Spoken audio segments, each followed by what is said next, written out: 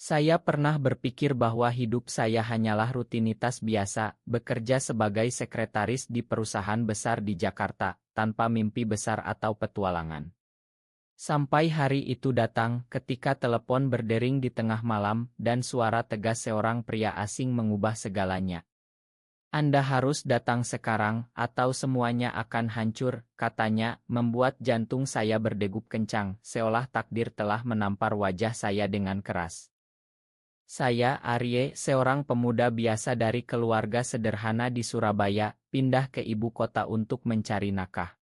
Setiap hari, saya bangun pagi, naik kereta komuter yang penuh sesak, dan tiba di kantor Maju Jaya, perusahaan teknologi terkemuka. Bos saya, Tuan Raka, adalah CEO muda yang terkenal kejam dan pereksionis. Dia jarang tersenyum, selalu memakai setelan hitam rapi, dan mata tajamnya bisa membuat siapa saja gemetar.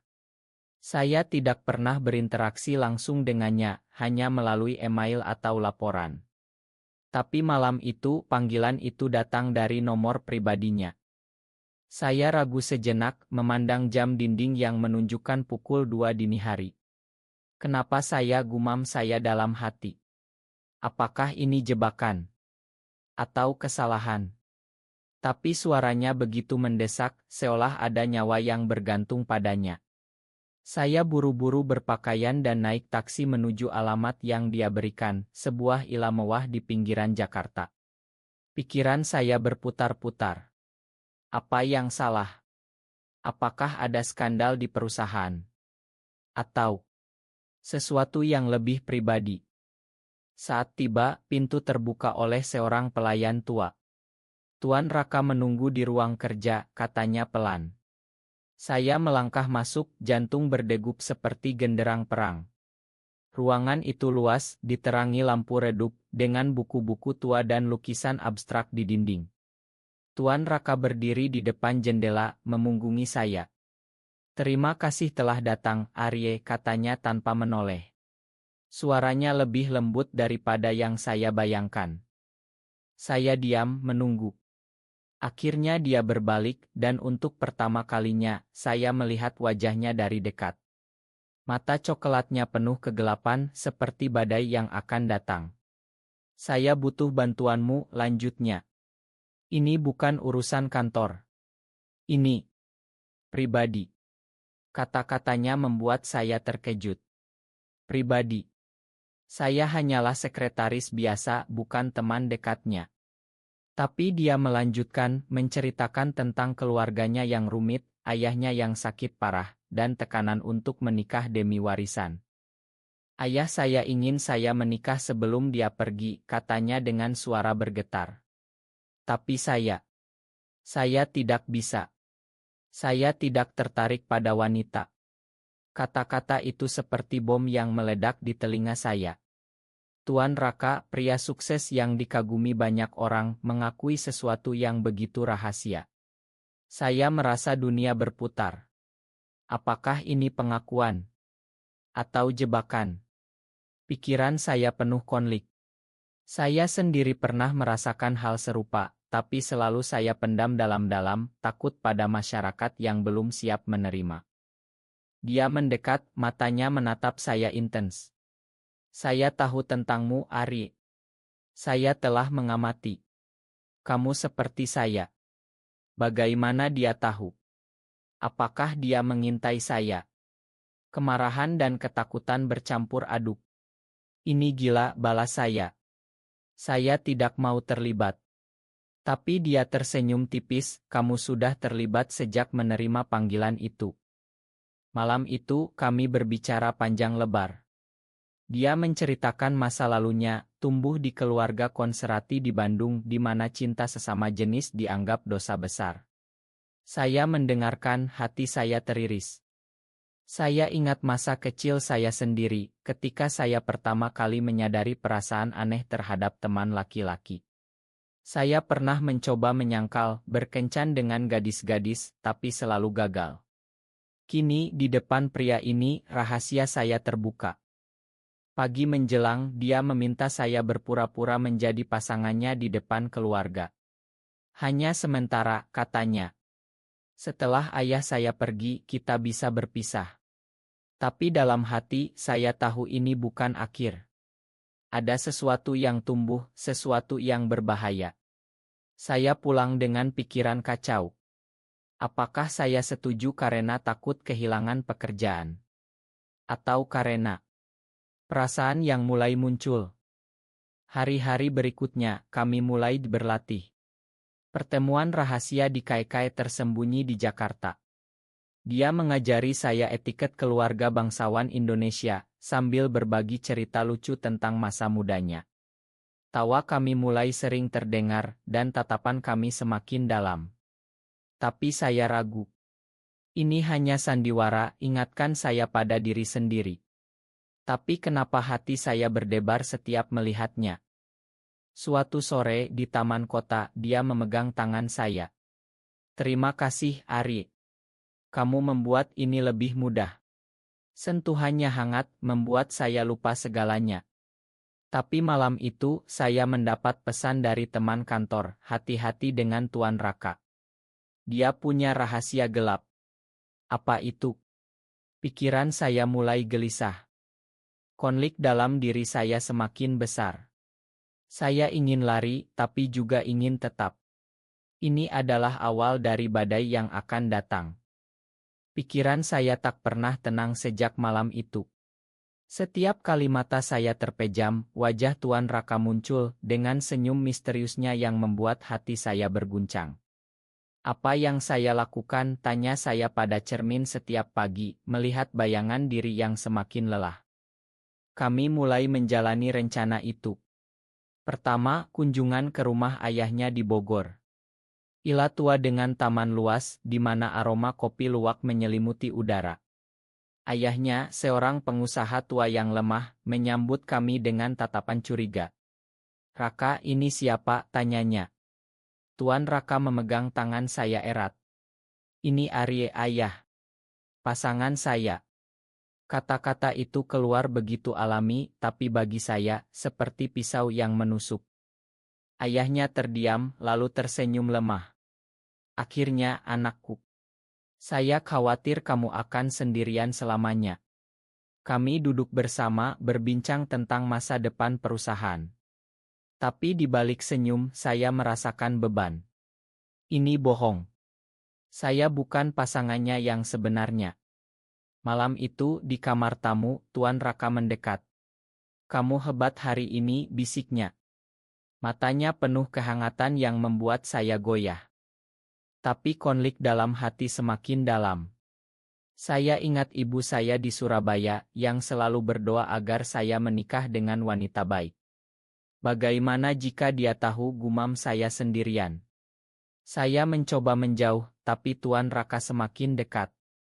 Pertemuan kami bukan lagi sekadar latihan. Kami jalan-jalan di malam Jakarta, makan sate di pinggir jalan, berbagi cerita tentang mimpi-mimpi kami. Suatu hari, di kantor, saya mendengar gosip. Tuan Raka punya mantan kekasih pria yang dia tinggalkan dengan kejam.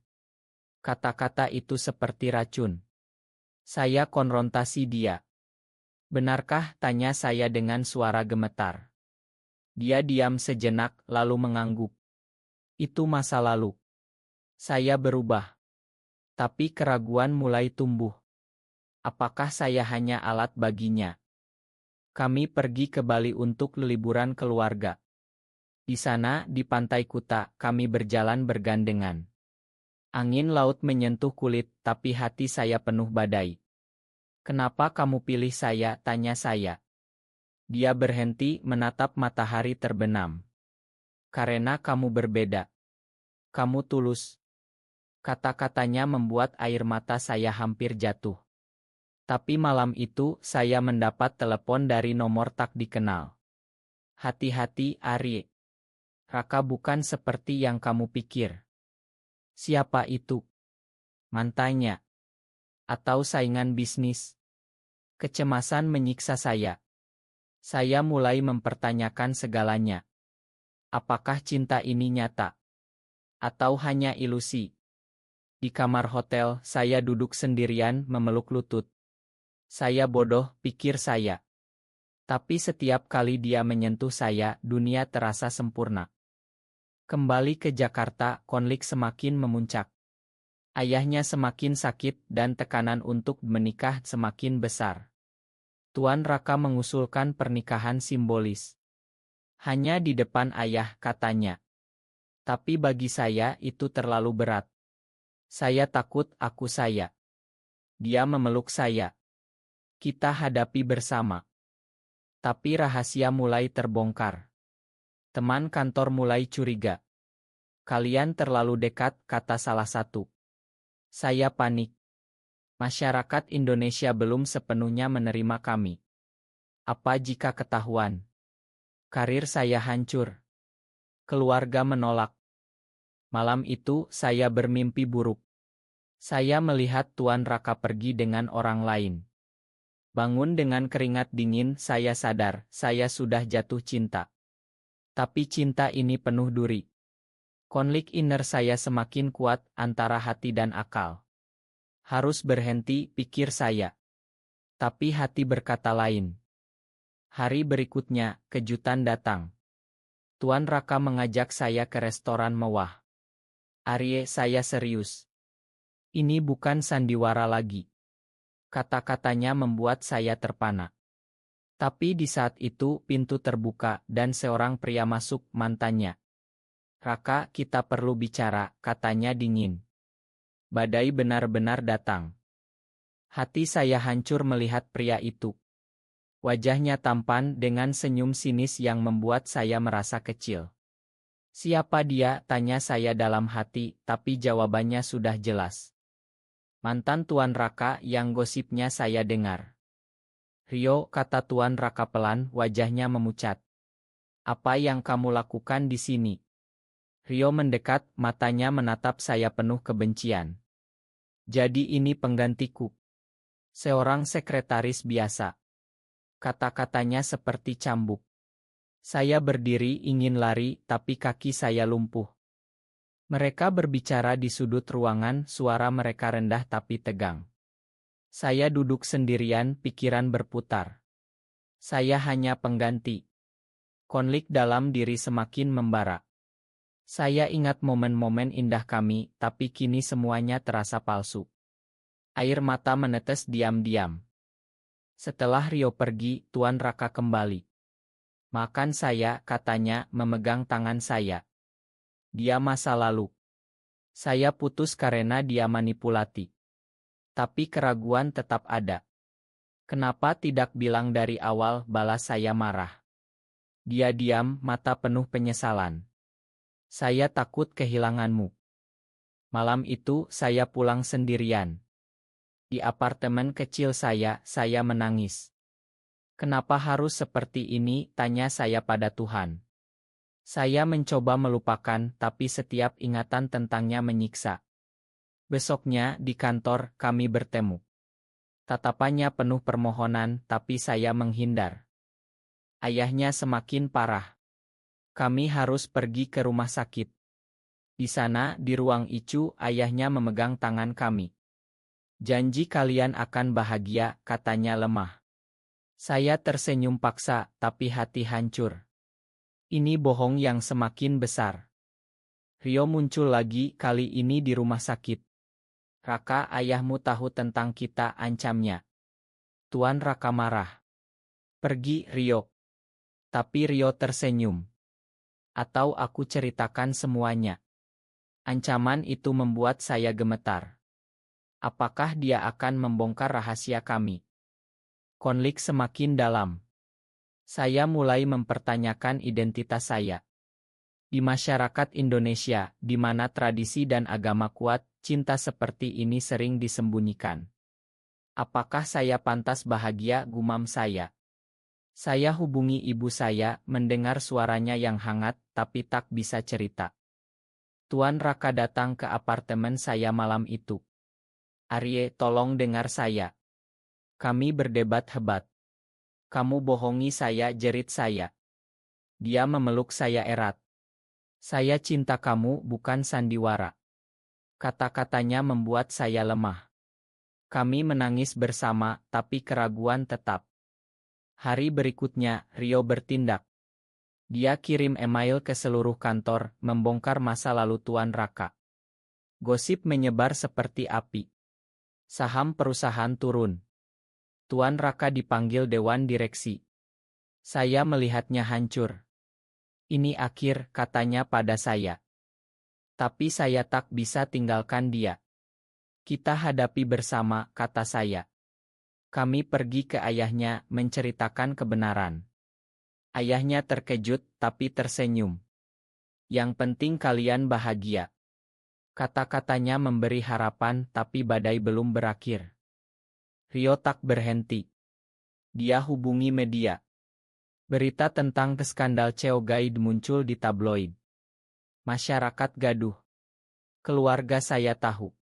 Ibu menelepon, menangis. Arye, apa benar? Saya tak bisa bohong lagi. Ya, Bu. Saya cinta dia.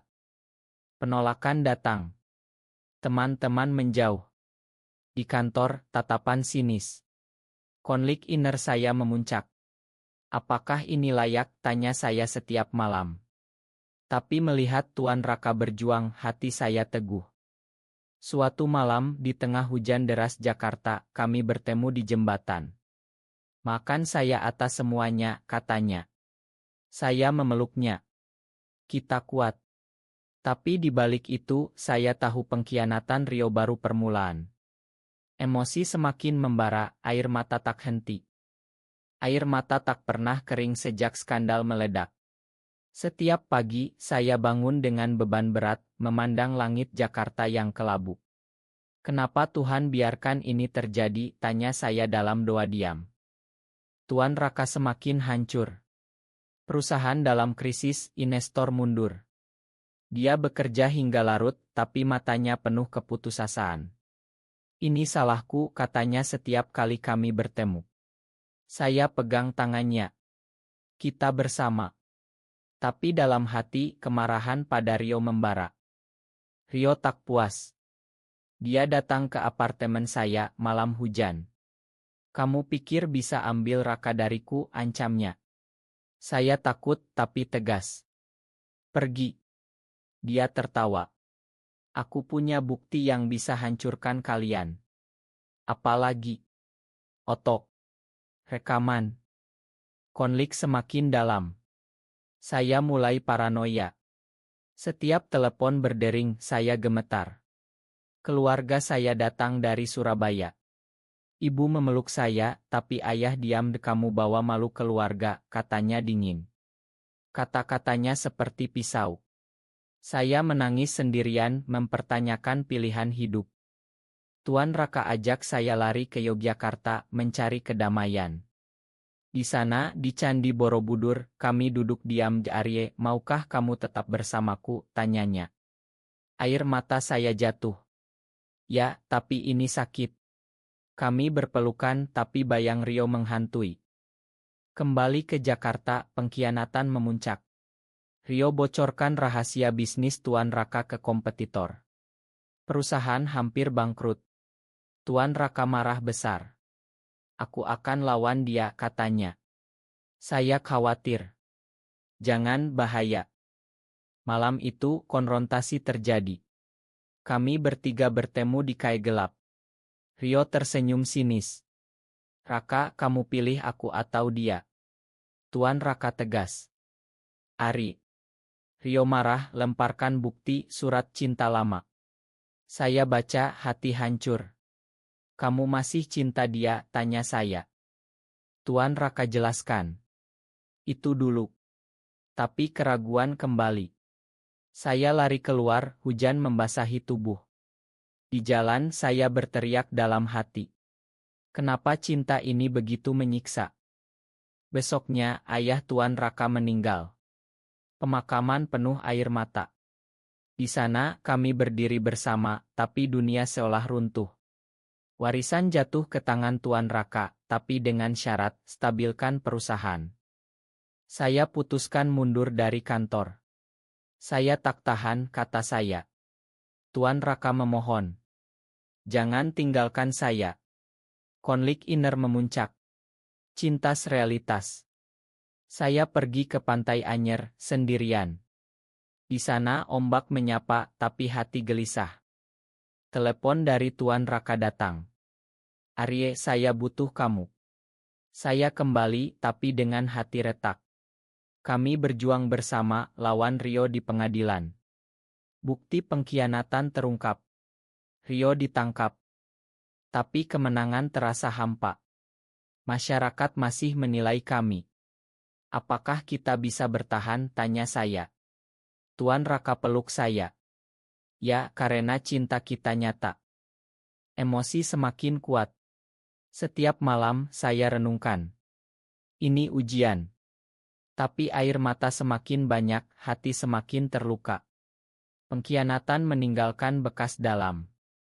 Bekas luka dari pengkhianatan Rio tak pernah hilang sepenuhnya. Setiap kali saya tutup mata, ingatan itu muncul, seperti hantu yang tak mau pergi. Kenapa harus begini, jerit hati saya, penuh keputusasaan yang semakin dalam. Perusahaan mulai pulih berkat usaha Tuan Raka. Tapi hubungan kami retak. Kami jarang bicara, hanya tatapan penuh penyesalan. Makan saya, katanya suatu malam. Saya peluk dia, tapi air mata tak henti. Ini terlalu berat. Keluarga saya datang lagi. Ibu memohon. Pulanglah, Arye. Tinggalkan ini. Ayah diam, tapi matanya penuh kekecewaan. Konflik Amilis, cinta menyiksa. Saya cinta dia, Bu, kata saya menangis. Ibu peluk saya. Tapi masyarakat. Saya mulai depresi. Malam-malam sendirian memandang kota dari balkon. Apakah ini akhir, tanya saya. Tuan Raka coba dekati, tapi saya tolak. Butuh waktu, kata saya. Suatu hari, kejutan datang. Tuan Raka ajak saya ke Lombok. Di sana, di Pantai Pink, dia berlutut.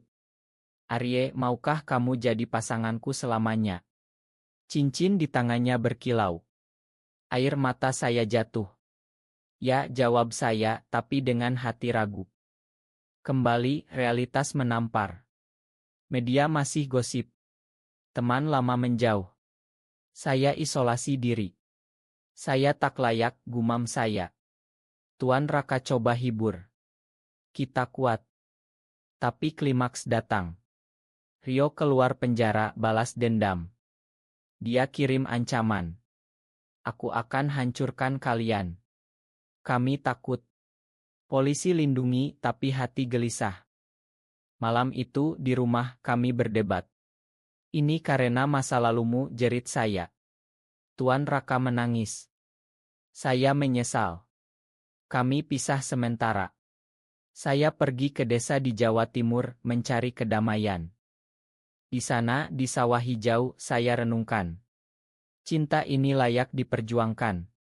Ingatan indah muncul, tawa kami, pelukan hangat. Air mata semakin deras. Telepon dari Tuan Raka. Arye, ayo pulang. Tanpamu, saya hancur. Saya kembali dengan hati berat. Kami bicara panjang, ungkap semua luka. Akhirnya, kami putuskan hadapi bersama. Rio ditangkap lagi. Masyarakat mulai terima berkat kampanye kami tentang toleransi. Tapi emosi memuncak. Saya menangis setiap malam memeluknya. Jangan tinggalkan saya. Cinta semakin dalam, tapi luka semakin sakit. Luka itu semakin dalam, seperti samudra yang tak berujung. Setiap hembus napas terasa berat, penuh air mata yang tak pernah kering. Kenapa cinta ini harus begitu menyakitkan, jerit hati saya, dalam kegelapan malam yang seolah menelan segalanya. Kami mulai membangun kembali. Perusahaan stabil dan kami buka tentang hubungan kami. Wawancara di media, cerita tentang perjuangan. Masyarakat campur aduk, dukungan dan hujatan. Tapi kami teguh. Ini untuk kita, kata Tuan Raka. Keluarga mulai terima. Ibu datang peluk kami. Yang penting bahagia, katanya. Ayah diam tapi angguk. Harapan muncul. Tapi Rio kembali kali terakhir. Dia datang ke rumah dengan pisau. Kalian tak pantas bahagia, jeritnya. Perkelahian terjadi. Tuan Raka lindungi saya, terluka. Darah mengalir. Saya menangis, panggil ambulans. Di rumah sakit, dia terbaring lemah. Arye, saya cinta kamu, bisiknya. Air mata saya banjir. Jangan pergi. Dia selamat, tapi luka itu mengubah kami. Setelah itu kami putuskan pindah ke Bali, mulai hidup baru. Di sana, di Ila kecil, kami bangun mimpi. Cinta kami semakin kuat, penuh pengertian. Tahun berlalu, kami adopsi anak yatim, beri kasih sayang. Masyarakat terima kami sebagai teladan. Ini akhir yang indah, pikir saya. Tapi dalam hati, luka tetap ada. Setiap malam, saya ingat perjalanan ini, dari panggilan malam hingga cinta abadi. Terima kasih, Tuhan, doa saya. Kami hidup bahagia, penuh cinta dan pengampunan. Ini bukti bahwa cinta sejati bisa menaklukkan segalanya, meski penuh air mata.